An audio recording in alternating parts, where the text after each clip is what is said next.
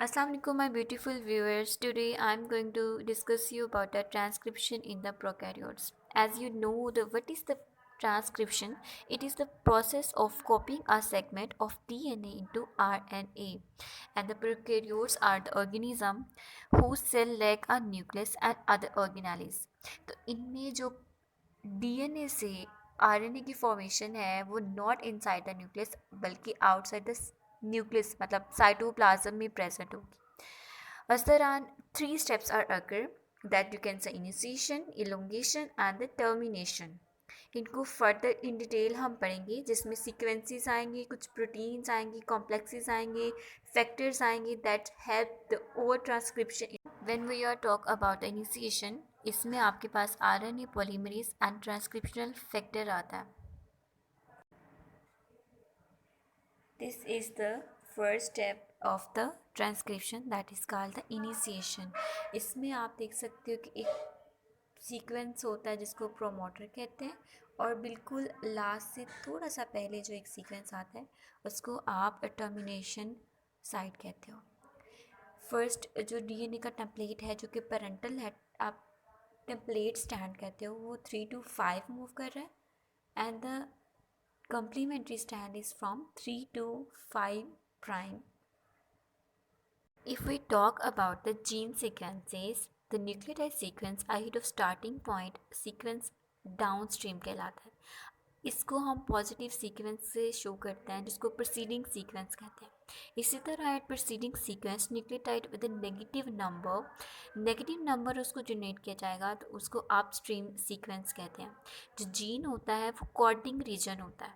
Even non coding part is present between two genes के दरमियान क्या होता है कि 2 जीन्स के दरमियान में एक नॉन कोडिंग पार्ट प्रेजेंट होता है. The upstream sequence from starting point of the gene called the promoter.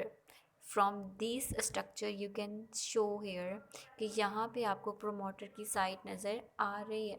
ये promoter साइट है. अब promoter के पास भी further 2 types of sequences are present which are helpful in the transcription of the prokaryotic cell. At the promoter site 2 sequences are here. Gene के ऊपर एक specific portion होता है जिसको प्रोमोटर कहते हैं. उस प्रोमोटर के ऊपर 2 तरह के सीक्वेंसेस होते हैं जिसको आप -35 रीजन एंड -10 रीजन के नेम से डिनोट करते हो. जो -35 रीजन होता है उनमें प्रेजेंट न्यूक्लियोटाइड TTGACG प्रेजेंट होती है. अगर हम बात करें -10 रीजन की, इट इज़ टाटाट TATAAT. ओके. इस दौरान क्या होता है कि ये सीक्वेंसेस हैं स्पेसिफिक इन नेचर.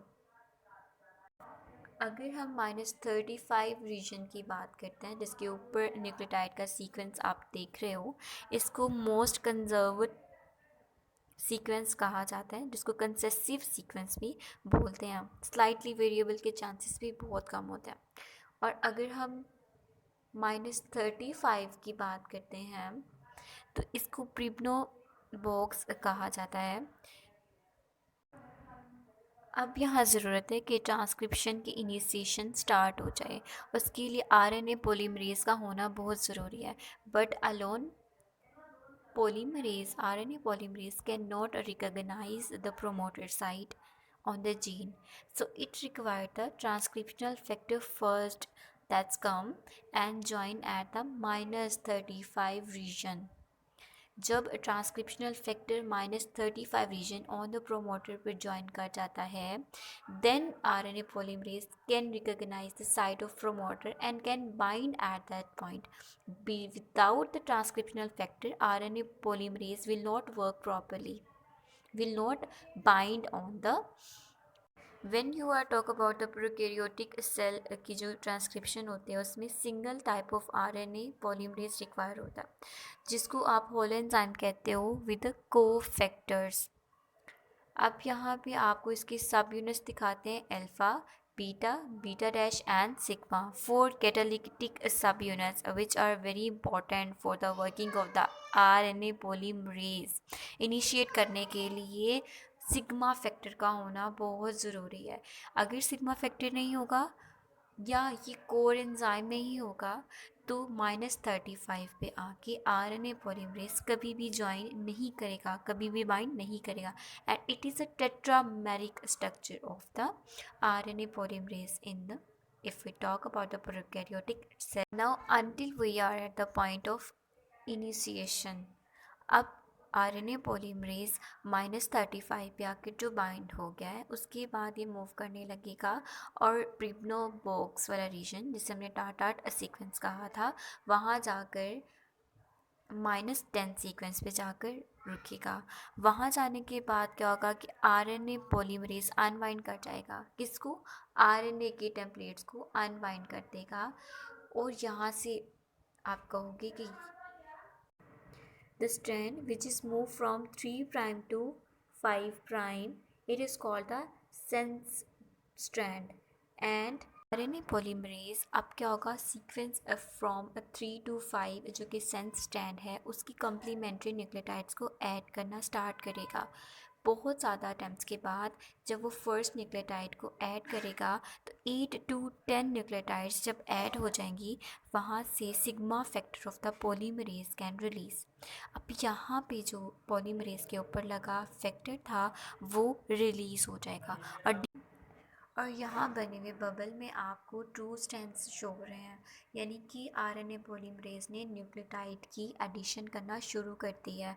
8 से 10 तक का जब किया उसके बाद सिग्मा रिलीज़ हो गए, उसके बाद क्या हुआ, ये प्रॉपर जो है सिंथेसिस होना शुरू हो जाएगी। जो कि स्ट्रैंड इस बबल से बाहर आ जाएगा उसको आप कहोगे कि वो RNA की फॉर्मेशन हो गई है। जो इनसाइड है अभी वो फॉर्मिंग स्टेज में प्रेजेंट है। अब ये बबल फर्दर मूव करेगा और पॉजिटिव सीक्वेंस की तरफ मूव करेगा। We are talking about the termination. अब टर्मिनेशन के लिए इनके पास टर्मिनेटिंग फैक्टर्स होते हैं जिनको रो फैक्टर्स कहा जाता है, जो कि सिग्नल्स देते हैं to terminate. Now it's time to close with the transcription and RNA is form. So इसके पास एक स्पेशल सीक्वेंस होता है जिसको आप adenine adenine adenine followed by thymine thymine thymine के नेम से शो करते हो, जो कि एक सीक्वेंस में होता है। इनके दरमियान यहाँ जो सीक्वेंस होता है उसमें adenine adenine and adenine followed by the thymine and thymine present होती है। अब जबकि इसकी कॉम्प्लीमेंट्री न्यूक्लियोटाइड्स को ऐड करना पड़ता है तो यहाँ पे आप एडेनिन की जगह पे यूरेसिल एंड थायमिन की जगह पे एडेनिन को एडिशन कर देते हो। इसकी वजह से एट्रिक्शन की वजह से हेयरपिन लूप का स्ट्रक्चर फॉर्म होता है दैट मेक श्योर कि यहाँ से पील ऑफ हो जाता है RNA polymerase. This structure will help in the RNA to peel off from this sequence.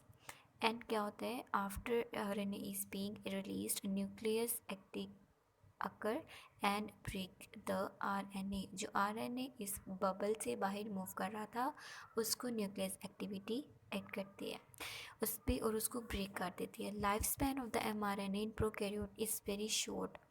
तो यहाँ पे RNA polymerase work without any primer.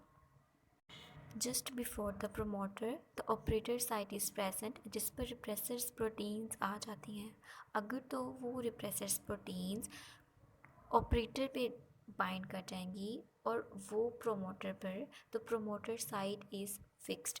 अब इसको किसी और के साथ बाइंडिंग के लिए फ्री स्टेट नहीं मिलेगी, जिसकी वजह से ट्रांसक्रिप्शनल फैक्टर नहीं आएगा और ट्रांसक्रिप्शन कैरी ऑन नहीं होगी। So the repressors are the blocker.